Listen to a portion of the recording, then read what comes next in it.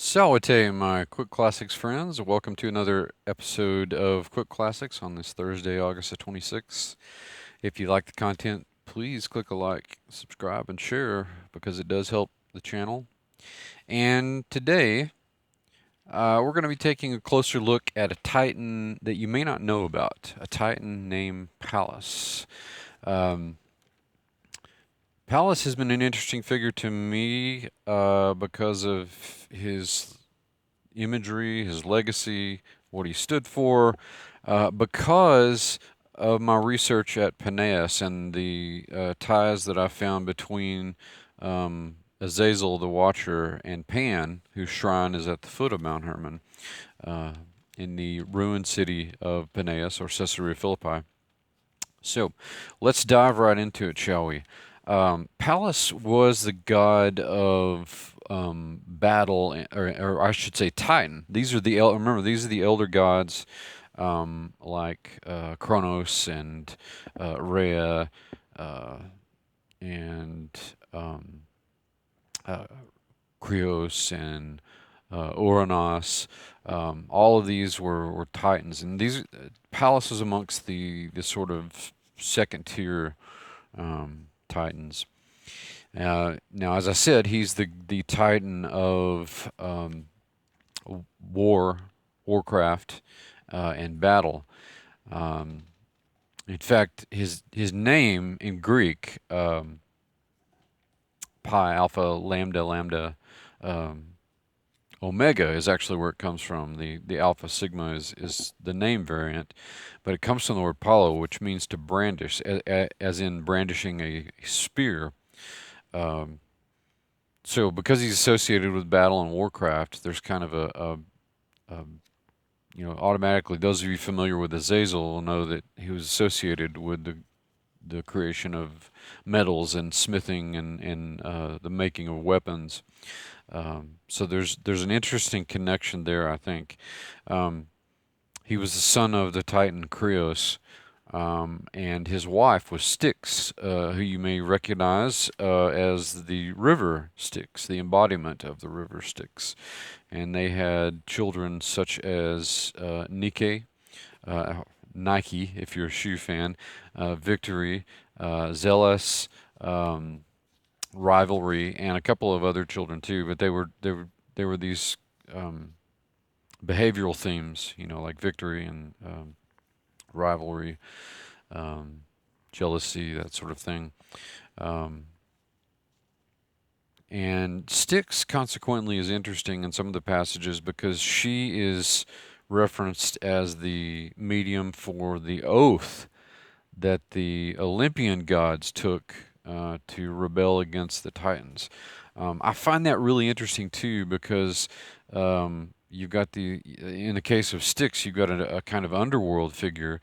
The Jordan River actually used to flow out of a cave, the cave where Pan was worshipped at Peneus, and of course the Watchers all took an oath on Mount Hermon.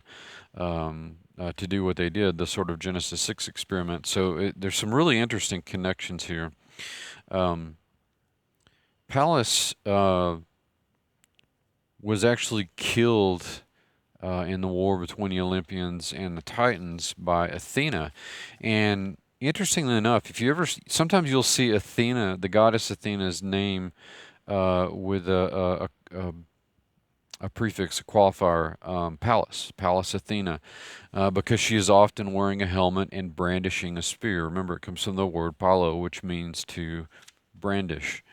Um, so you'll see that in conjunction with her names. And it's kind of interesting, too, that in the war, the Titanomachy, Athena actually kills um Pallas, again, according to the story, and makes a shield out of his skin. So she literally, um, the story goes is that he was about to violate her. He was about to rape her, and she turns around and gives him the what for, kills him, and she flays him literally and makes this shield called the Aegis out of his skin. Now, the Greeks thought of Pallas as a goat-imaged deity, which is interesting too, because of the aegis, the shield, the goat-headed or goat-covered shield. Um, this is all. There's also one that's later given to Zeus, her father, not by Athena, but by Pan. Um, so there's some interesting connective tissue there between Pallas and Pan because of the goat imagery, but it's very clear that in sources that I'll get to towards the end of the video, if you want to look them up, that the Greeks did associate this goat imagery with Pallas. Consequently, his father Creos was represented as a gigantic ram.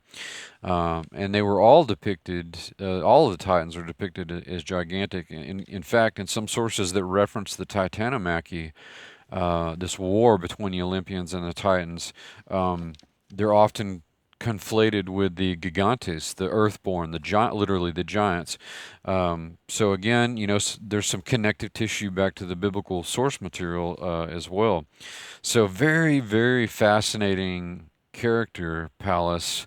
Again, probably a Titan that most of you have never heard of. Um, his legacy is kind of preserved as many of the gods are in constellations, and he's seen as driving a chariot. There's the goat Capricorn imagery that's also associated with him in his constellation as well. So if you want to find out more about Pallas from the classical sources, of course, there's no better place to turn than those. The first place to start is Hesiod's Theogony. You'll find reference to him there. The Homeric hymns. Homer wrote a series of adulations or hymns to the gods, and he finds his way into that. Apollonius's library is also a very good source, as is Pausanias's treatment of the kind of the culture and history of ancient Greece. It was it's usually just translated as the description of Greece. So those are all really good sources, and there are some Roman sources too, but there are really no better ones. Because you're dealing with a Greek Titan, um, the Greek sources are going to be your best bet. But interestingly enough, Ovid's Fasti he also references Pallas. So you can usually find translations of all these online. Usually the translation you get of Ovid's Fasti is the James Fraser translation, which is a good one. It'll certainly suffice. So again, I'm looking at Pallas and seeing, now that I'm reflecting on it more, I'm seeing those connective tissues between Azazel, the Mount Hermon incident, Genesis 6, the fact that we're both dealing with entities who are associated with the goat and goat imagery, and of course the battle and warcraft element is much to the foreground for both of these character profiles. So there's some interesting stuff there, and I've got these other books that I'm writing on Peneus right now to follow up the Peneus book that I did, and that material, those analyses will undoubtedly end up in there. So I hope you enjoyed today's discussion about the Titan Pallas, and I hope to see you again soon on the next episode of Quick Classics.